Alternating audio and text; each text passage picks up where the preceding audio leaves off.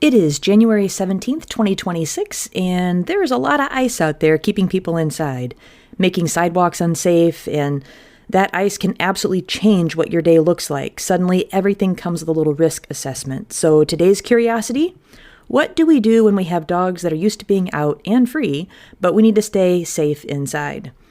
I thought maybe we could brainstorm a few ideas together. I'll share a few I have and post in my Facebook and Instagram so you can share more ideas to help each other out. I mean, you never know when it's going to get icy outside, and you might find yourself stuck inside longer than expected as well. Hey friends, I am Crystal Wing, and this is What's on Top. Mama O always asks, what's on top? And that's where we start. Whatever's sitting at the front of my brain today, hanging out on top. Around here, I chase curiosity, the connections between dog training, humans being, and all the random life stuff that somehow ties back to our dogs. Sometimes this will be a short reflection or something my dog teaches me. Sometimes it's a conversation with someone whose brain I love to explore. There's not a lot of production or editing here, just my dogs and me sharing what's on top today. And today, it's what happens when you're stuck inside and how that impacts you, your dog, and others in your household.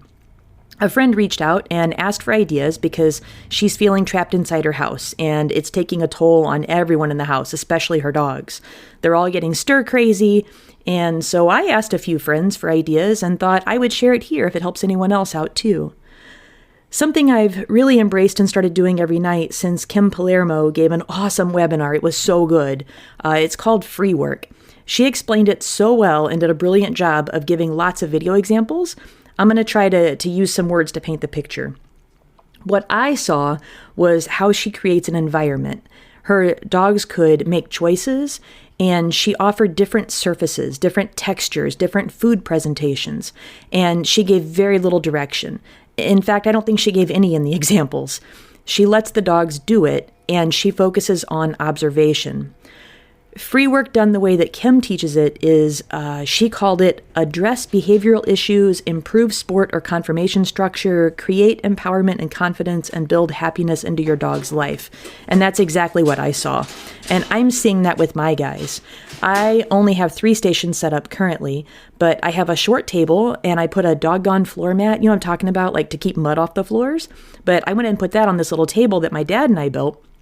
I sprinkle a little kibble along the outer edges of the table, and I kind of push it into the mat a little bit because it's the floor mat's not like a snuffle mat. If you had a snuffle mat, that'd be ideal, but I don't have one.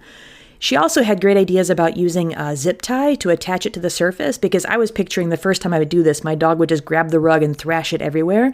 But it's important to make the food easy to get to, so that way they're not having to fight and work for it, and then you can slowly start to kind of make it more challenging. What I love is I love watching them relax as they eat and see how they naturally choose to stand. I'm actually using this before I train now. I'm seeing with Checkmate, oh my gosh, it really seems to get him into a good headspace. He's able to eat with this nice straight top line. So thinking about how your dog's back, their spine goes all the way straight across. Yeah, I'm like using my hands like you can actually see me, but whatever. But he has this nice relaxed tail and a really balanced posture. His legs are square under him. But what I noticed last night, he wasn't standing square. And I started to wonder if that was anything that could affect our training, and go figure. It was a really difficult session. He was hopping more in his heel. He wasn't like sitting quite squarely. So now I'm starting to wonder if he was a little sore or ouchy, and that would explain some of the difficulty in our training.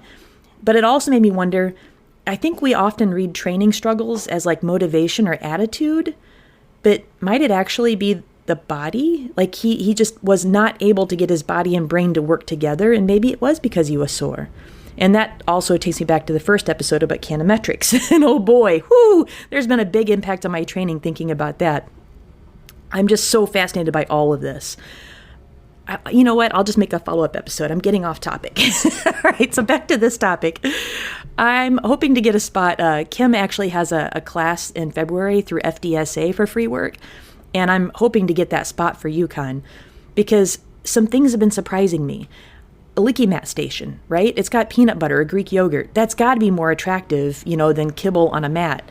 And I thought for sure all 3 of mine would just like ravish that. But Rad, it's her last station, and she often doesn't even like fully clean it. Checkmate, he visits the Licky Mat and then ends on it. UConn's my food guy.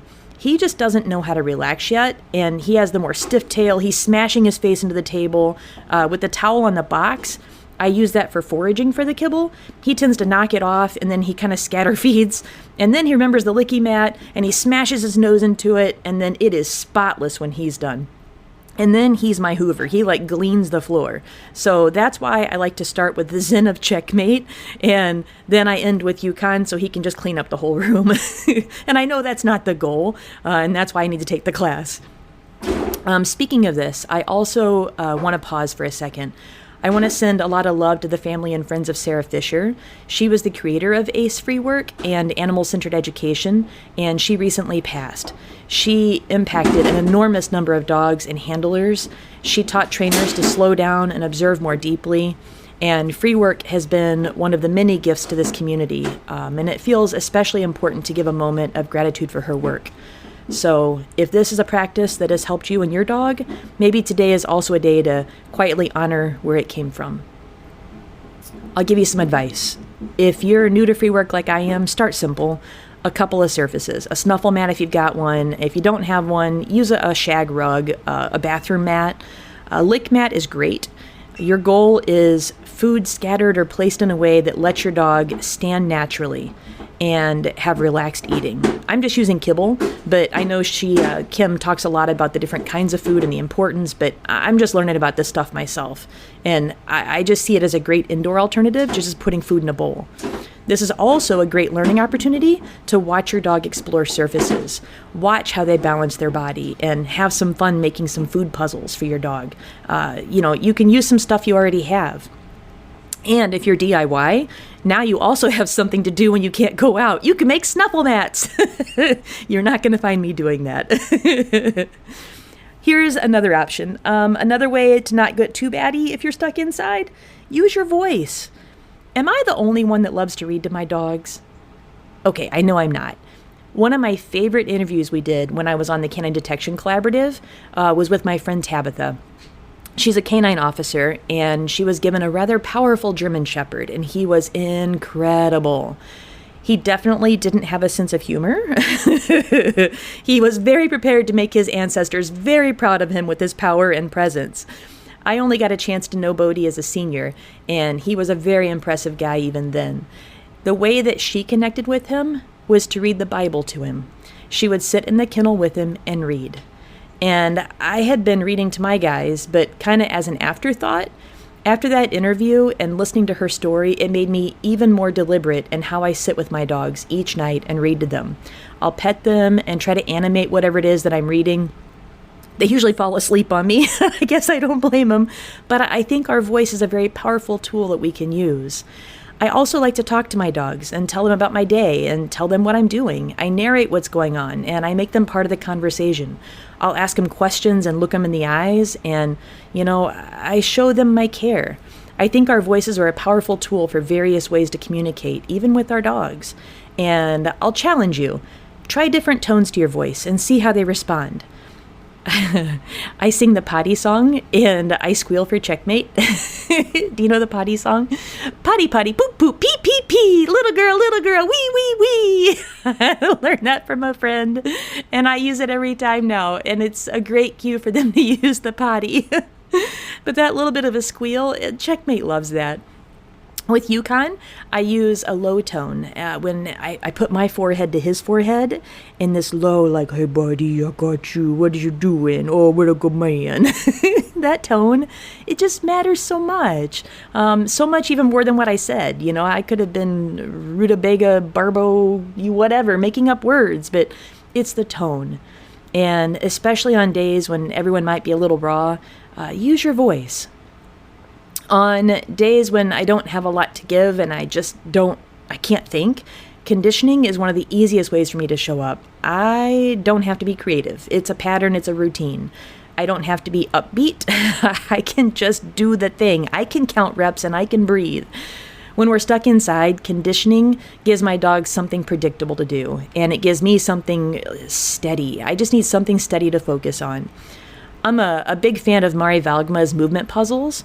It's one of my favorite ways to use the space, no matter how big or small.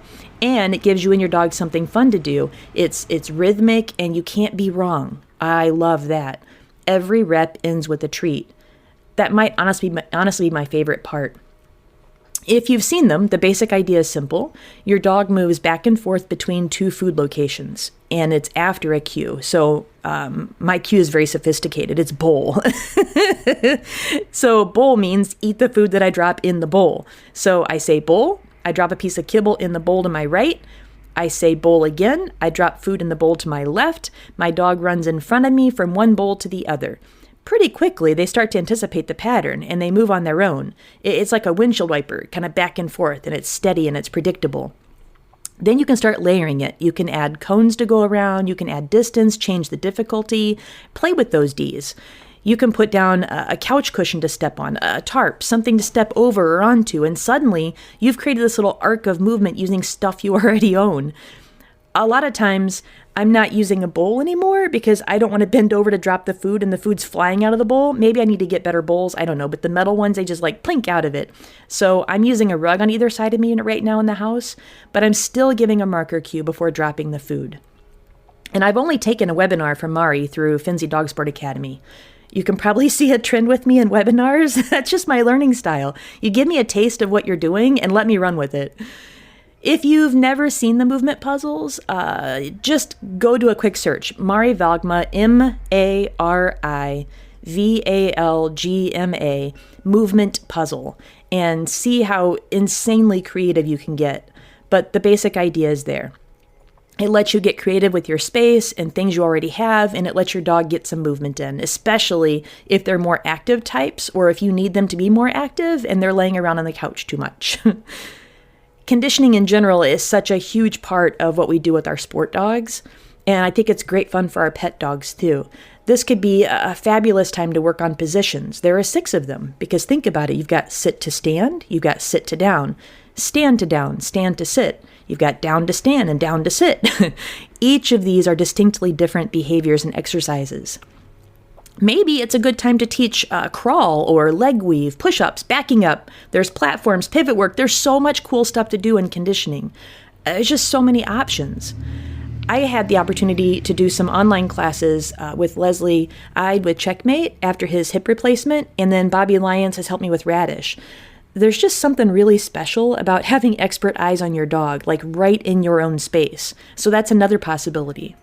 I also really like that you don't have to have super expensive equipment. My dad and I have made some really cool stuff from old HVAC boards. It's where the air conditioner sits on them. They throw those things away every time they replace.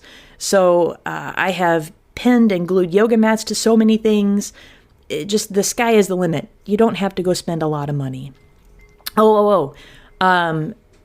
Thinking about that, yoga mats.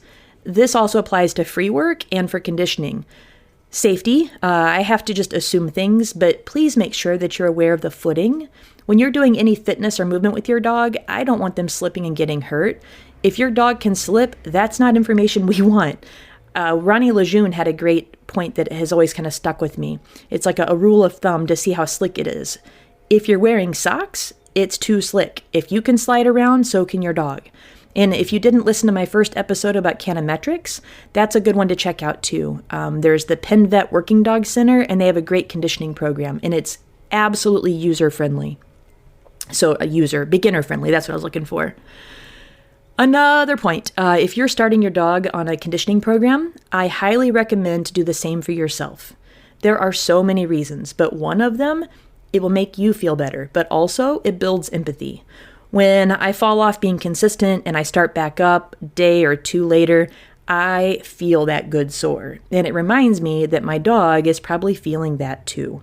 I want to be aware of that before I ask them to do certain things. I think that's what I was seeing with Checkmate when I was doing free work. And I should have worked to warm him up a little better. I think he maybe just was a little sore. So I'll try that next time and report back.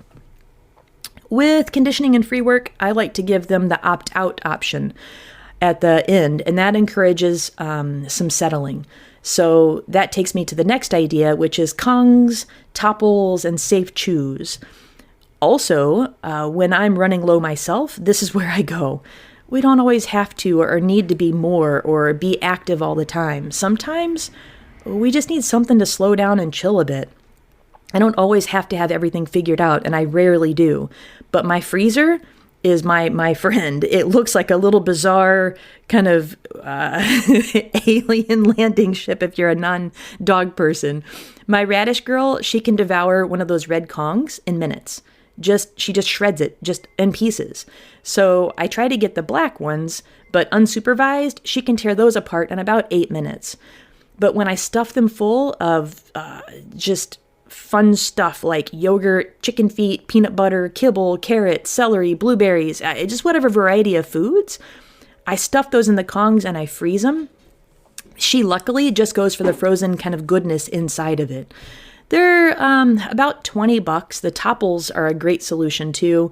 They let the dog lick the food out of them because it's frozen, and they work on that for quite a while. So instead of just a handful of kibble, it's a way to give them something to kind of work on and just be satisfied.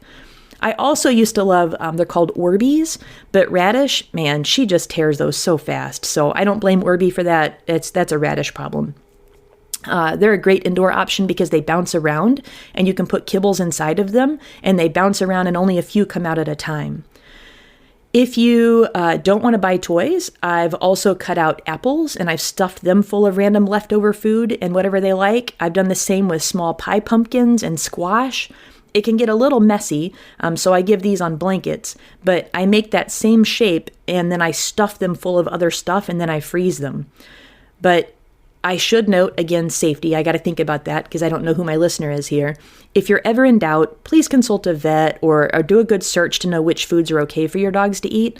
Like, people get so like, oh my gosh, you give your dog blueberries? Yeah, they love them. They love the little carrots. They love things that maybe you wouldn't think they did. So yeah, you can give them the processed stuff like goldfish and kibbles and treats. And there's so many things, but they like a lot of the other stuff that we eat as well. But make sure you check it. My puppies, they all loved the Kong Wobbler. That's another food dispenser. It's like a heavy weighted one of plastic and they just bop it around and it shoots food out. They also love that Nada Rock from Roughwear. And there's tons of puzzle toys if you want to have some extra cash to kind of throw out there. It can all be a really fun way to take stuff around the house and kind of adapt that as well. So when I try to think about food dispensing toys, a cardboard box, throw some food in it, close it up, let them shred it, let them get the treats. It's fun. If you're getting, cardboard that's sitting around, let's use that. A plastic pop bottle. Yes, I'm from the Midwest. I grew up calling it pop. I now live in a place that calls it soda. I hear the St. Louisans right now, it's soda. Anyway, take your pop bottle and put some kibble in it and let the lid off. And if they're really creative, they will start to push it around and get it out. If you're really super creative and want to make some stuff, people will skewer the bottle about 1/3 from the top and they'll hang it so the dog has to spin it around and get the treats to fall out. It just depends on how DIY you want to be and how cooped up you are and what you already have on hand. Where do you want to put your energy? I do know, with all of this being said, we can go overboard pretty quickly. And I don't want anyone with an upset stomach, so keep moderation in mind. My old guy used to love crunching on ice. So I would let him take down as much ice as he wanted. And some things to keep in mind with whatever you choose for your Kongs and your topples and safe chewing options, consider the impact on their GI and their teeth.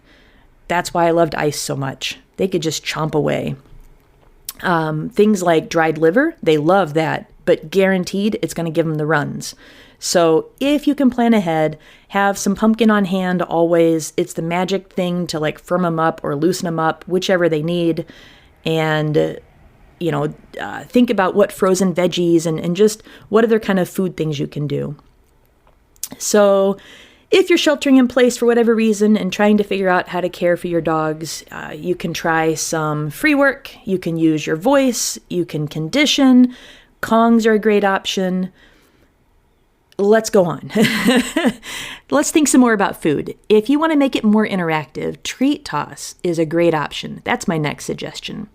Think about yourself as a fun treat dispenser. You can flick food, you can throw food, you can shot put, frisbee, you can roll. Just pick the verb, I don't care what verb it is, and deliver food in that fun way. I like treat toss because it gives me a variety of ways to add any amount of animation. I can be animated. I'm not a gambler, but like I'm imagining in the movies, like a famous Vegas dice shooter, I'm like, and I throw the dice out. Or maybe I'm a pro bowler and I add some cool spin on with the treats and they're launching everywhere and they're just going all over the house. Like, how fun is that? And I can play with the distance. I can throw something far away and see how far it can roll. I can play, I like to, it's like a little ice hockey. Like I'll have a little goal across the room and I'll try to skitter the food across the room to get it in the goal before the dog gets there, and they're like trying to stop the food as it goes. It's just fun. It's this kind of anticipation piece that I like. So to do some of this, imagine me quadruped on the floor, hands and knees, and I've got a piece of kibble, and it's like a Wild West showdown between Yukon, my Dutch Shepherd, and me. And I slowly move my hand to this like OK sign. It's like a flicking machine, and then pow, there the kibble goes, and it's like pew across the floor. Now, if you're lucky like me, it's inevitably going to fly under the tiniest little crack under the refrigerator, and we're going to spend the next 10 minutes moving the fridge out from the wall, which then means I'm going to clean all the other kibbles and dog fur and cobwebs and whatever else has been growing under that refrigerator. Doesn't that sound like fun? But if you think about it, isn't this a chance for some relationship building? Because guess what? That's the next idea I have for you. So what are some relationship bonding activities you can do together? We don't always need food or toys because we're going to get fat in no time. It's winter. And instead, I want to keep a fit body and a sound mind. So my best suggestion is to focus on your relationship. Where does your dog like to be touched? How do you know this? So maybe try some light touch first. And then wait 3 seconds. That was a little Amy Cook thing that I heard at one of her seminars. And I love that idea of the 3-second pause. See if they come asking for more. Do they like to be touched between the eyes on the forehead, an ear rub, a chin scritch, that little dent under their chin? How about a chest rub? Middle of the back? How about those thighs? Oh yeah, a lot of them like to get that butt. There are just so many variations of touch. So this is where I want you to experiment. Try different pressures. Make a big open wide hand. Try a claw-shaped hand.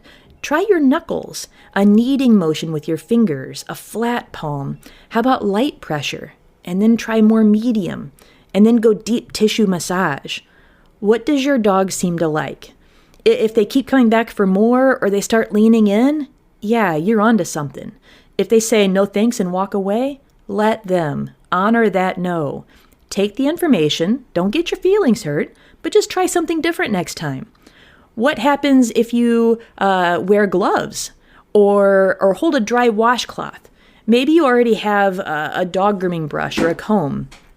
This all sounds like lovely ways to spend some time together, if you ask me. It's like a spa experience.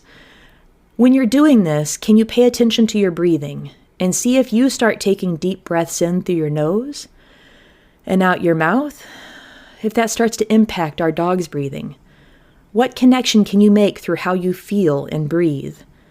I know not all the dogs want to be touched, so I'm talking about the dogs that tend to enjoy touch or are curious or open to this experience. So please listen to your dog, and if they say no, accept it.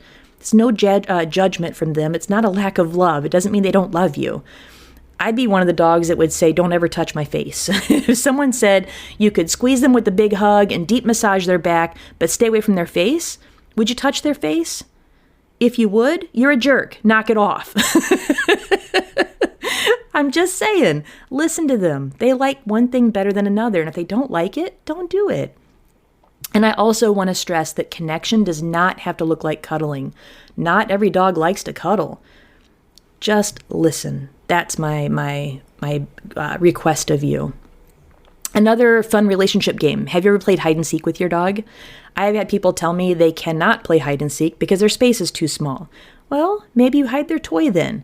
But if at all possible, hide you. One member of the family can hold your dog if they don't have a place or stay. But if you're by yourself, ask them to stay. You can go find a place, go hide. I find a lot of success hiding behind the bathroom door. I don't know why, but they always want to run past the bathroom. Maybe because my bathroom is so tiny, you can just look in and see there's nobody there. And you would think by now they'd catch on, but they haven't yet. I also, I'll ruffle up the blankets on the bed and I'll put it in a big pile. That's also known as I don't make the bed often. So that gives me a great place to hide in the blankets. One of the best places I hid was in a pile of dirty laundry. It was a bunch of towels in front of the washer, and they came in the laundry space several times. They even stepped over me to get a drink. It was hilarious. And then Yukon, as he was stepping back, he like bumped. It was like, wait a minute. And then he just started barking and jumping on me. It was just, oh my God, we were just giggling. I think he just realized I'd been there the whole time. And it was just really cool to see him get so excited. And that fun energy of success, just know that you need to handle that. So he was barking and excited and punching me. If I didn't know him, I wouldn't know what to do in that moment, and things could escalate. And he's at eye level, right? So maybe that's when you switch to the Kong chill or do some free work, or now you've warmed up for conditioning. But just don't be surprised if they want to escalate and wrestle or play a little after they find you, because it is a lot of fun. And it's definitely going to bring up the energy and hopefully some laughter. So this kind of transitions nicely into the next idea. Understand the moment. Sometimes you need to burn energy and move, and sometimes you need to transfer that energy and have something a little low key. If you're sheltering in place and it's been a bit, or you're maybe an extrovert and ready to burst, or you're stressed out from all the ice, part of understanding the moment is also helping your dog understand what is going on. They don't know it's dangerous outside. They're maybe wondering, why can't I go out and chase that squirrel right now? So this ties back to using your voice. And just like reading them and narrating them, my friend Nancy gave a really great suggestion that I wanted to share. She likes to pet or just sit next to her dog and say to both herself and her dog, "We're okay. In this moment, we're okay." And she says that on repeat. We're okay. In this moment, we're okay. And the thought is that in this exact moment, we are okay. We're breathing, we're hydrated. Hopefully if you're so fortunate, the furnace is warming you, the toilet is working. I also hear you if you're not that fortunate. We are all trying to do the best we can with what we have. So it's important that in this practice to understand, I'm certainly not implying that everything is okay, because I find that it's, too hard to believe at some times. So another phrase, if it feels better, I got you, you got me. I got you, you got me. Especially in those moments, like when they're laying next to you and their back is touching your leg or your back. I always, rely on Nancy to give me these great ideas. I do want to reiterate the use of breath. Sometimes take a deep breath and hear or feel if your dog follows that and takes a deep breath. Maybe you can notice that your dog is taking a deep breath first, and then you can follow them. This always makes you wonder how often that happens without even noticing it. Another thing I need to practice more is to focus on the good. And Kathy Sadeo has Smart 50. And this can be a helpful way to shift gears towards reinforcing all the things you like. I'm not trying to add work. This is just about changing what you notice. You already feed your dog, so set 50 of those pieces of kibble aside. Make it easily accessible so that you can find 50 things each day that you like and reward your dog for doing that thing. Maybe they're still, they get a treat. Maybe they're quiet, they get a treat. Maybe they're relaxing while you get some work done or make some phone calls. They get a treat. They give you some eye contact. They get a treat. Do you get it? It's 50 opportunities every day to see the things you like. Mark those things with a verbal, like yes or good if you want to do that, and then reward the behavior. It's just this small thing you can do, but it has a really big impact. You're actively looking for behaviors to reinforce. You're looking for the good. What a great thing to do. We spend a lot of time shaping behavior, and sometimes the kindest thing to do is shape the environment instead. When the ice gets thick outside, I like to soften things inside, so it's that contrast. And one of the easiest ways to do that is through sound. Use music. Music can change the feel of a room faster than almost anything else, and sometimes that's exactly what everyone needs. What music makes you feel good?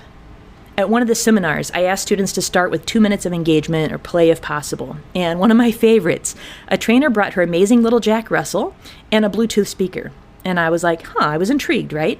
She turned on some happy, upbeat music, and they had a blast. And I don't know about you, but music is one of the best ways for me to get lost in what I'm doing, and in a good way. I will dance myself around the house, and depending on the dog, they'll join in my dancing. My Prince Charles, oh, he was such a joy. He would stand up, and we would actually dance together. And he offered it once, and I must have just had so much fun. And anytime I turned the music on, he'd come running and stand up on his back legs, and we would just dance together. Now, my young Mal puppies, it's a little different. They'd rather hang off of me with their teeth if I started dancing. So I definitely wouldn't do it with them until, we built our relationship, gave them the time to grow up and grow out of that some. But I love dancing with my dogs. And okay, it does not have to be, it doesn't have to be the conga. Do you remember Gloria Estefan and the Miami Sound Machine? If you don't, you're in for a treat. You got to look that one up. I'm so happy that it came to my brain. Yeah, you don't have to go straight up conga. It can be Monrovia's Heavyfoot. It can be Buffalo Springfield for what it's worth, to sway and to move around thoughtfully. Another fun thing I like to do is give my dogs a song. If you haven't done that yet, what would your dog's song be? And I know I talked about my dog's color in the last episode, so maybe you think I'm crazy, but I think it's fun. Give them a color, give them a song. Checkmate song? Do you know Ice Cube's Check Yourself? It's from the early 90s. I mean, he's a bitey dog. He's doing Mondio, IGP, PSA. So it felt fitting when the lyrics go, chickity chickity check yourself before you wreck yourself. I always saw it both ways for the decoys, but more for my little bionic bitey boy. He's had both his hips replaced, and his song, like a lot from that time, carried messages to pay attention and notice what's happening before you add more damage to the pile. It's funny how a song from the early 90s still fits so well today for my little Malinois. Radish, my little lab Mal search and rescue girl, her song is funny. I found a kid's song. It's by the Gary Girls, and it's called Root for the Radish. And they have an entire channel about exercise, healthy living, and fruits and vegetables. And it's a great song when it says, Radish, you're super cool. Radish, I'll root for you. Radish, I cheer for you. So, of course, I have to have that for her song. And I can't leave out Yukon. He gets the best song. If you've never heard of Sophie Tucker's Batshit Crazy, you are really in for a treat. I cannot hear that song without bouncing around with him and smiling. It is our healing song. It is the perfect pace for us to have the most beautiful healing. And don't worry, you're cooped up inside. No one is watching. If you need to bounce around to batshit crazy with your fruit bat duchy, do it. You will absolutely thank me. I challenge you. Try not to make a silly face and bop around listening to that one. All right, I've gone way too long. Let's end with one more idea for an ice day. It's my favorite go-to of all of them, and it's play. Sometimes the last thing I think I need or maybe even want to do when I'm feeling overwhelmed, but every time I'm thankful when I've done it. I cannot think of any time that I thought, dang, I really regret that time I played with my dog. That's where I want us to go. And if you're like, whoa, where do I even start? Like, I don't play. You are not alone. You don't even have to have toys or food or anything, just yourself and your dog.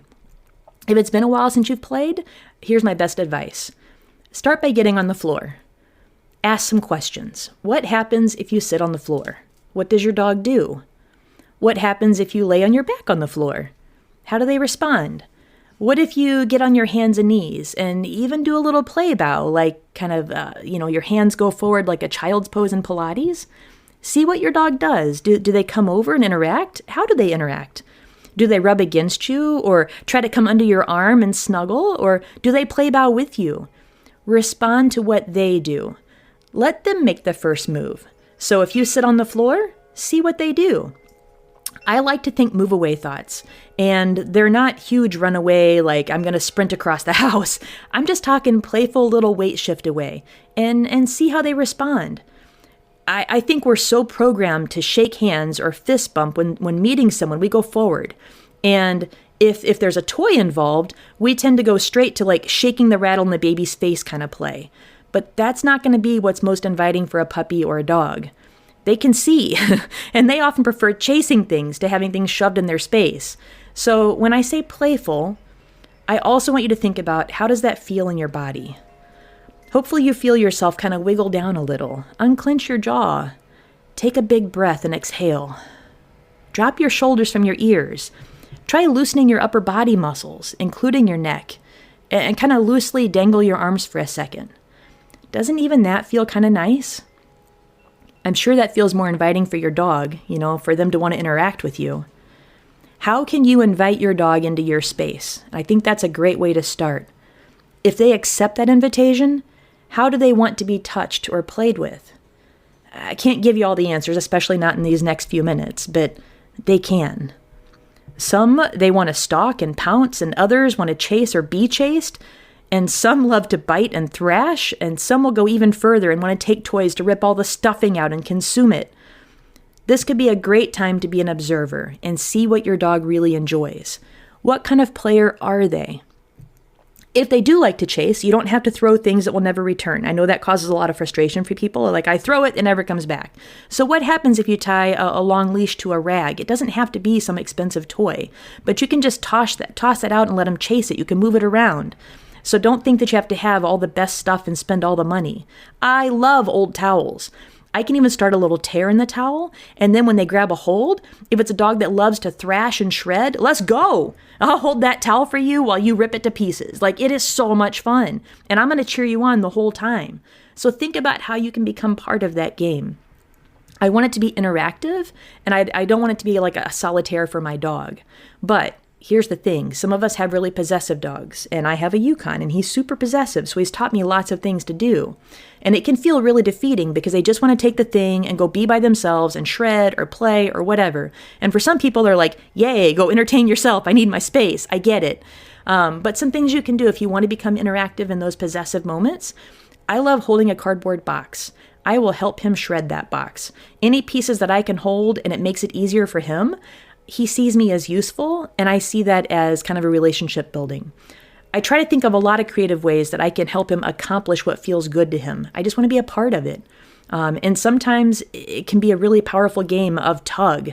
And then I can let that tug go, but I keep it attached with a rope. And so that way I can kind of move in and I can still play with it and give it a heartbeat. For my big bad Malinois, he doesn't want to own it. He wants to keep fighting with me. And that's cool too. That can be play. It can be really big and powerful. It can get rid of some angst. I'm telling you, sometimes I just want to play a big violent game of tug just so I can feel better. And I know he loves it. It's tug of war, and you're trying to be evenly matched. So think about yourself like a sparring partner. Let him win some, let you win some. That's what keeps it fun. I really do believe that play is the answer to so many things, and that's why it's my favorite go-to. Oh my, this is the longest one yet. I keep making every episode longer when I keep wanting to make them shorter. So let's recap. Let's wrap this up. If you or anyone you know is sheltering in place for whatever reason, you're trying to figure out how to care for your dogs, and your own nervous system is probably shot, I hope I was able to spell out some good options for you. You don't have to try them all. Just start with one. Free work, use your voice, conditioning, Kongs, treat toss, relationship games, understand the moment, music, and play. Thanks for hanging out with me today. If something here made you think or feel or want to play or spend time with your dog, I'd love if you shared it with a friend. You can find me over on Facebook or Instagram at CBK9. That's Charlie, Bravo, Kilo, the number 9. You can share some more ideas there. But until next time, keep chasing curiosity and ask yourself, what's on top?